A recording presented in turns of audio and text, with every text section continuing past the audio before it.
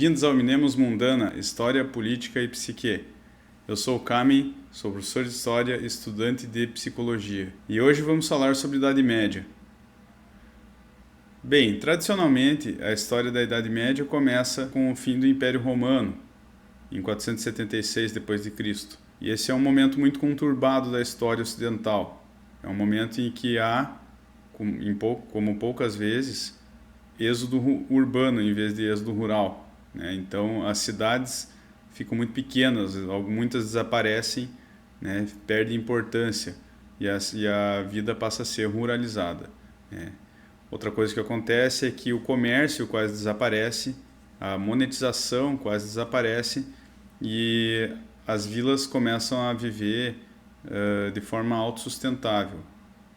Como eu disse no vídeo anterior, a Igreja Católica vai organizar e tornar público as relações de poder nessa sociedade. Então, as relações de poder e as relações trabalhistas, todas elas, os casamentos, as relações individuais da família, enfim, todas essas organizações, toda essa organização vai passar pela bênção da Igreja. Ela vai tornar pública e abençoar, né, e registrar tudo isso, o nascimento das pessoas, a morte das pessoas, e é por isso que até hoje a Igreja Católica tem essa organização tão oficializada, assim, essa coisa da positivação, né, arquivos bem organizados, etc. Porque foi uma dos principais ferramentas de poder que a Igreja Católica construiu, né, durante a Idade Média. E a Igreja Católica conseguiu estabelecer uma ideologia nessa sociedade em que essa sociedade funcionava com 3 ordens, né? Sempre 3, né? Lembra lá na sociedade grega eram também 3, né? E assim como tem o Pai, Filho e Espírito Santo, né? A divisão em 3 dos 3 corpos lá no Platão, né? E tudo isso não é mera coincidência, né? São inspirações que vêm desde muito antigamente, de uma filosofia inspirando a outra, né? Então, São Tomás de Aquino e Santo Agostinho, que são grandes pensadores da Idade Média, né? Eles se inspiram, então, também em Aristóteles, Platão, né? Na filosofia grega antiga, e a gente consegue ainda perceber as dualidades e as tripartidaridades, sei lá como é que fala isso, na Idade Média também, no pensamento da Idade Média. Então eu proponho um exercício de reflexão aqui. Vamos tentar imaginar como que uma pessoa da Idade Média pensava, sendo que ela era uma pessoa fanática, né, digamos assim, o que a gente considera fanático hoje, porque é uma pessoa que tem todos os aspectos da vida dela, todo o pensamento dela está relacionado à religião cristã, católica, né? É uma pessoa que dificilmente sabe ler, né? A escrita, a leitura, praticamente desapareceu na Idade Média, né? O pouco que havia de letramento durante o Império Romano, que não era tanto quanto hoje, mas era bem mais do que na Idade Média, ele desapareceu porque era caro, né? Manter escolas e, enfim, para a elite. E os germânicos se organizavam sem papel, então não havia tanta essa necessidade, não sentiam tanto essa necessidade. A própria igreja também, com o tempo, passou a desestimular isso para ter menos diversidade de opiniões, de poder, né? Então, para se sentir menos ameaçada no seu poder. Então, a Idade Média acabou sendo um período em que as pessoas... menos pessoas sabiam ler, menos pessoas eram letradas. E é claro que essas pessoas não pensavam que Deus fez um mundo caótico, injusto, né, desorganizado. Não, essas pessoas pensavam que esse mundo ele tinha uma ordem.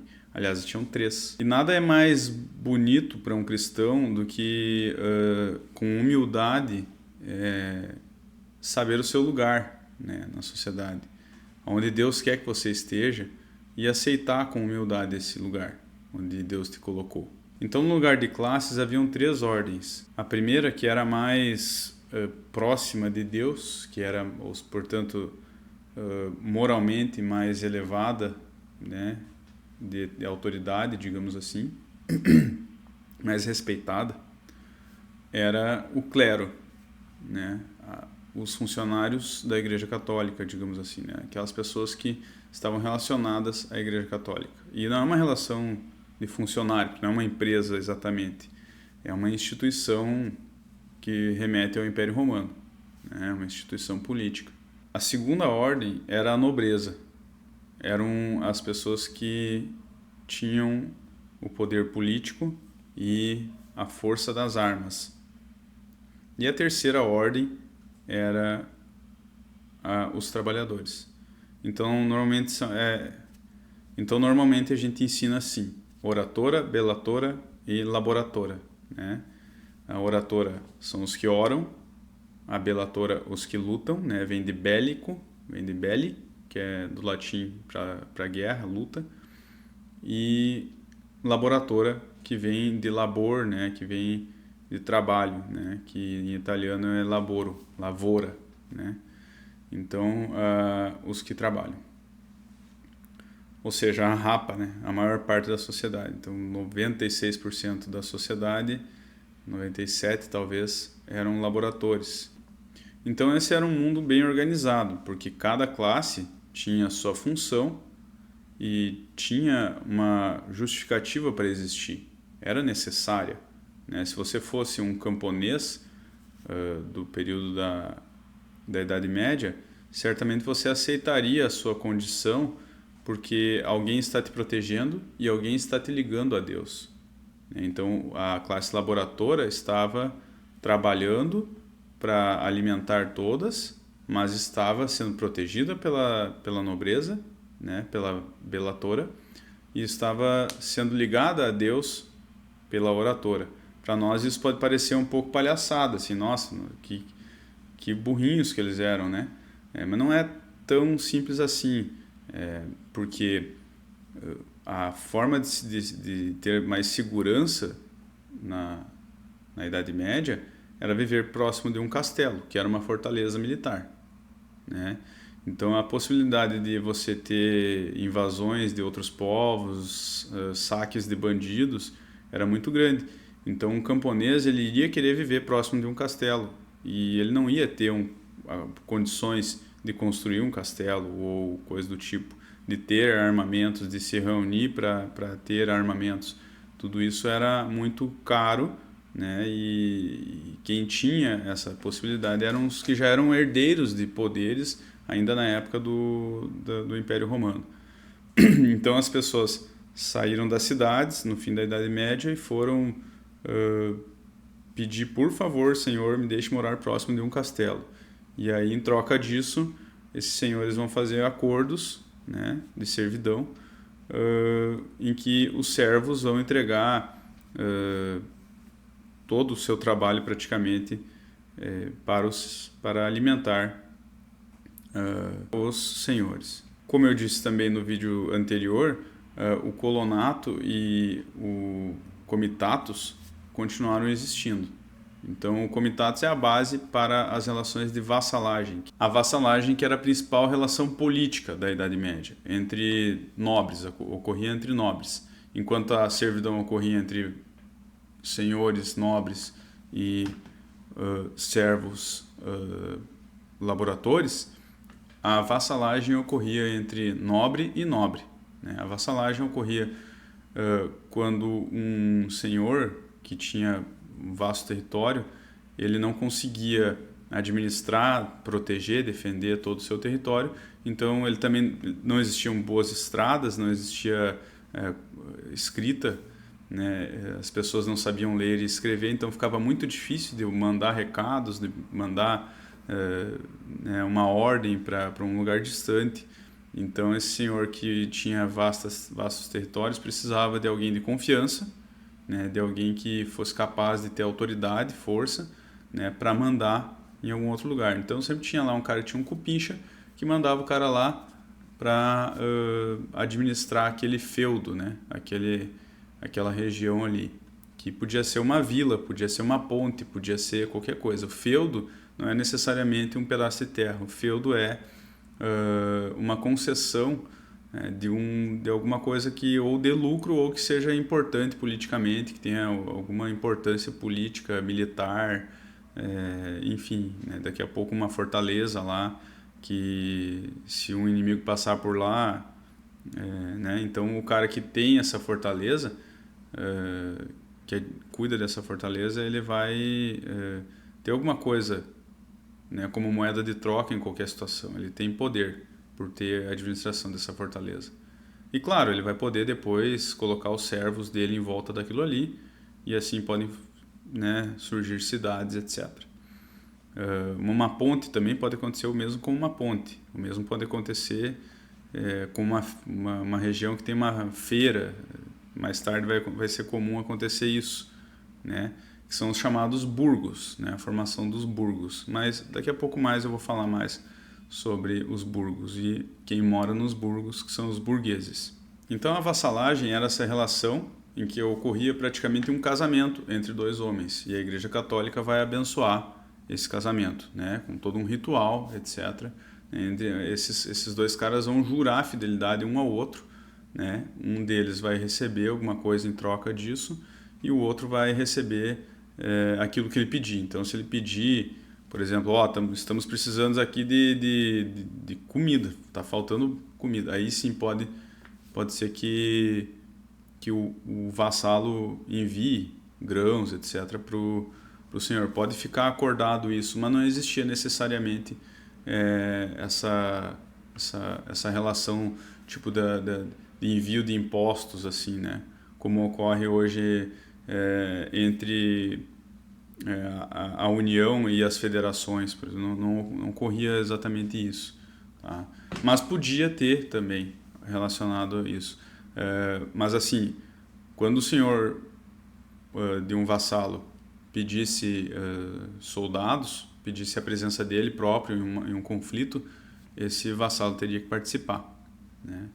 E a outra relação que estrutura o feudalismo na Idade Média é a servidão mesmo, né? Então o servo ele tem que cumprir obrigações para poder morar ali próximo do castelo, né? Próximo da região, próximo do cara que vai defender ele, né?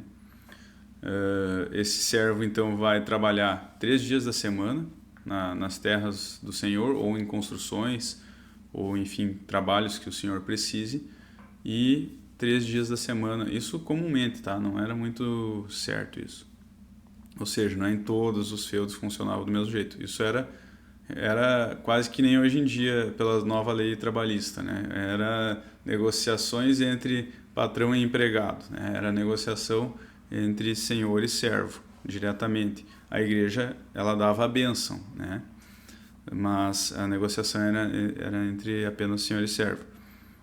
Então o cara, para poder morar perto do castelo, para poder né, ser defendido, o servo trabalharia 3 dias nas terras do senhor e 3 dias nas suas terras,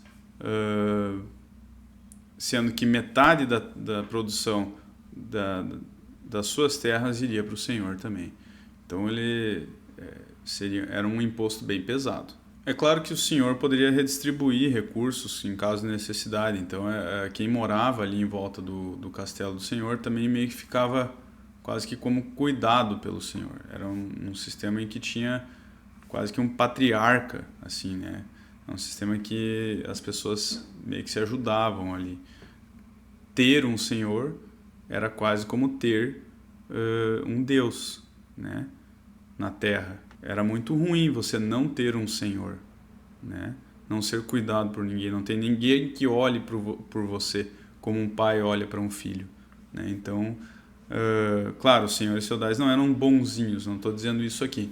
O que eu estou dizendo é que era preferível ter um senhor do que não ter. A mentalidade da época também estimulava essa falta de autoestima, assim, dos camponeses, digamos assim, né? Não é o termo correto, estou sendo um pouco anacrônico, mas tudo bem, tranquilo, não tenho pretensões de não ser. Mas assim, a própria forma de como se ia a igreja, né? A igreja, como a arquitetura da igreja funcionava, né? No fim, mais para o fim da Idade Média, principalmente, com o estilo gótico, aquelas grandes catedrais, aquelas grandes construções com vidros coloridos, com incenso, com cheirinho bom, enquanto que a população tomava banho muito pouco, né? Tem até aquelas histórias que são meio mitológicas, assim, que a gente sabe que não é bem por aí, mas de as pessoas demorarem um ano para tomar banho, né? A gente sabe que, tá, beleza, não é verdade isso, não se tomava um banho por ano, mas também eu duvido muito que se tomava banho todos os dias, né? Então não eram propriamente cheirosos esses camponeses, né? Não, a gente sabe que os hábitos de higiene da Idade Média não eram os melhores do período feudal, né? Isso a gente pode ver quando se retrata cidades como Londres no século XVI, no século XV, né? Eram cidades com esgotão a céu aberto, fedorento, com porcos sendo soltos durante a noite para comer o esgoto, né? Para não ter tanto esgoto durante o dia. Claro que isso ocorre em São Paulo também hoje, mas São Paulo não é propriamente a cidade mais limpa do mundo, né? Então o servo da Idade Média, quando olhava para um clérigo, ele via santidade nesse cara, né? Ele via pureza, ele via inteligência, né? Coisas que ele nunca ia ter. Quando ele olhava para um nobre, ele via honra, ele via força, coragem, habilidades que o servo não sentia que tinha. E talvez ele soubesse que só ele fosse capaz de aguentar algumas coisas, de aguentar o trabalho. E ideologicamente isso servia para o cara pensar assim, ó, não, Deus me fez nesse lugar e esse é o meu lugar e eu tenho que aceitar aqui. A vida talvez seja dura nessa hora, mas quem aceita as condições que Deus coloca vai para o céu, e aí é nessa vida, pós-vida, né, que o sujeito se resignava e vivia a sua vida de servo durante a Idade Média. As tradições também são muito importantes para entender tudo isso, né? Porque o poder na Idade Média, como eu falei lá no primeiro vídeo, né? Questão de como que cada modelo de poder funciona, né? Então, na Idade Média, a forma de governo, né, é a monarquia. Predominantemente, quase todos os lugares eram monarquias. Lá no fim da Idade Média tem algumas cidades italianas que são repúblicas, que são cidades burguesas, mas não vem muito ao caso agora. Mas enfim, então elas são baseadas em tradições, né? Os germânicos eram muito tradicionais, usavam ali o direito dos costumes, como eu já disse. Então assim, as tradições faziam com que o camponês lembrasse que o seu pai respeitava o senhor, né? O vô do senhor mandava no vô desse camponês, né? E o bisavô também. Então essa relação de um mandando no outro já está acontecendo provavelmente há muitas gerações dessa família, desse servo. Então tem esse papel também da tradição, falando para o servo o seguinte: cara, as coisas sempre foram assim, é você que vai quebrar com isso agora? Você tem certeza que você quer quebrar com isso agora? Então as coisas se mantinham mais ou menos como são. Mas ali pelo século IX a.C. começa lentamente a surgir, né, com o aumento da população, cidades com feiras, né, cidades comerciais, e vai surgir uma classe nova, muito interessante, que são os burgueses. Muitas vezes esses burgueses são judeus, né? Porque quem são os burgueses? São a classe que vive do logro, que vive de lograr os outros, né? Como assim lograr? O lucro vem de logro, né? A palavra lucro do latim significa logro, né? Então que você não tem lucro se você não vender alguma coisa por mais do que ela realmente vale. Né? Eu não consigo viver do lucro se eu não estiver sempre passando a perna nas pessoas, digamos assim, né? Então, é um ponto de vista que nós perdemos na nossa sociedade atual, de que o lucro é uma passada de perna, né? A gente não tem esse pensamento. Na Idade Média era esse o pensamento que se tinha. O lucro não é feito de produção nenhuma. O lucro é uma passada de perna, né? E quem vive do lucro não produz nada, né? Só está enganando, digamos assim, os outros. E então a classe que vivia do lucro, ela era mal vista. Não era exatamente não era exatamente uma classe criminosa, mas era uma classe mal vista. Era uma classe marginalizada, portanto. E quem é que já era perseguido por todo o mundo europeu desde o ano 70 depois de Cristo? Os judeus. Já estavam espalhados pela Europa, sendo perseguidos pela Igreja Católica, pelo Império Romano, né? E não estavam muito preocupados se iriam para o inferno, para o céu, para onde é que iriam, pelo menos na visão da Igreja, né? Seriam perseguidos de qualquer jeito.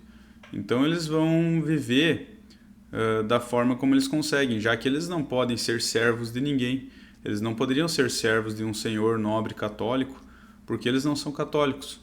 Então eles vão ser marginalizados desse sistema.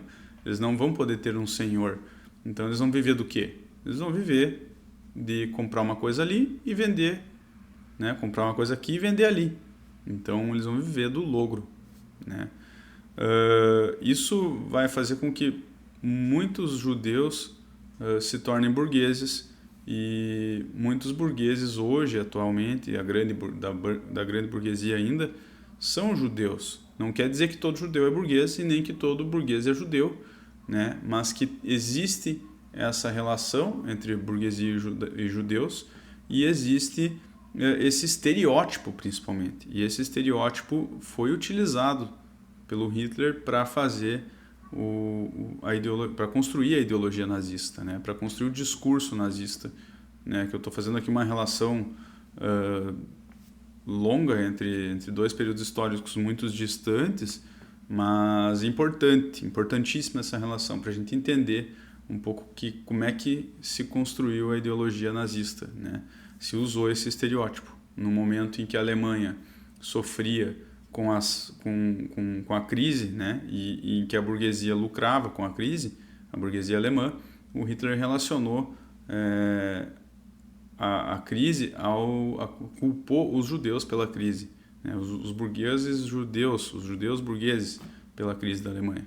Mas enfim, voltando à Idade Média, a gente vai ver que essa classe, a burguesia, ela ali até o século XIII, ela talvez não tenha tido grande importância, mas ela vai crescendo. Ela principalmente ganha importância após as cruzadas, ao momento em que a Europa se estabelece bem o seu sistema político feudal, e cresce a população, né, e a Europa começa a ter que se expandir por uma questão de superpopulação, né, de falta de organização, inclusive. A peste negra está um pouco relacionada a isso, né,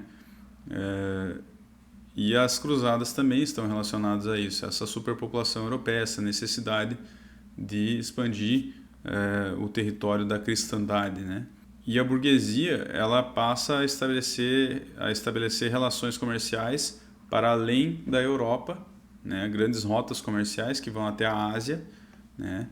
E enriquecer cada vez mais fazendo esses comércios, trazendo riquezas de fora da Europa, e fazendo o prestamismo, né? Emprestando dinheiro a juros, o que era também uma grande ofensa, né? Um pecado e muitas vezes um crime. Os juros abusivos, principalmente, né? A igreja passou a estabelecer o que seriam juros legal, tranquilo, e o que seriam juros abusivos. A própria igreja se tornou prestamista com o tempo, mas os que viviam disso, né? Eles eram os mais ricos de todos. E eles vão ganhar muita importância no período da formação dos Estados modernos. Isso eu quero trabalhar numa próxima aula. Então, por enquanto, a gente fica com isso.